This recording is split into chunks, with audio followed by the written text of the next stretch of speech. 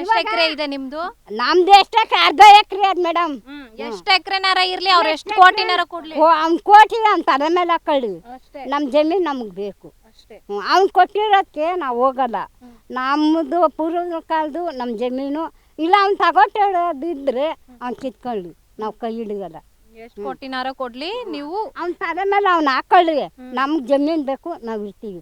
ಇವಾಗ ಅವನ್ನ ಮುಂದ್ವಾದಾಗ ಅವ್ನು ಕಳಿಸ್ತೀವಿ. ಹೇ ಮನೇಲಿ ಹೋಗ ಓಡಾಡು ಅಂತ ಕಳಿಸ್ತೀವಿ. ಅವನ್ನ ಬೇಕಾದಂಗೆ ಬೈದ್ರೆ ಅವನೇನೇನು ಹೆಚ್ಚು ಕಡಿಮೆ ಆದ್ರೆ ನಮ್ಗೆ ಯಾರು ಆಯ್ತಾರೆ ನಮಗೆ.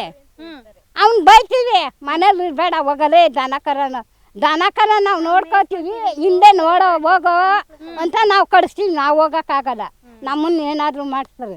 ಅವ್ನು ಬಿಟ್ಟಿದ್ದೀವಿ. ಅವ್ನು ಯಾವ ಥರ ಆದರೂ ಅಂದ್ಬಿಟ್ರು ಕೇಳ್ಬಿಡ್ತಾರೆ. ಧಮ್ಕಿ ಹಾಕ್ತಾರಂತೆ. ಹಾಂ, ಧಮ್ಕಿ ಹಾಕಿಸ್ತೀನಿ. ಆಮೇಲೆ ಇರೋ ಸುಳಿನ ಕಳ್ಕೊಂಡು ನಾವೇನು ಮಾಡೋದು? ಏನು ಮಾಡ್ಬೇಕು ಹೇಳಿ ಮೇಡಮ್? ನಿಮ್ಮ ಮಕ್ಳಿಗೆಲ್ಲ ಕೆಲಸ ಕೊಡಿಸ್ತಾರಂತೆ. ಯಾರು? ಅವನೇ ನಾವು ಅವನಿಗೆ ನಾವು ಕೊಡ್ತೀವಿ.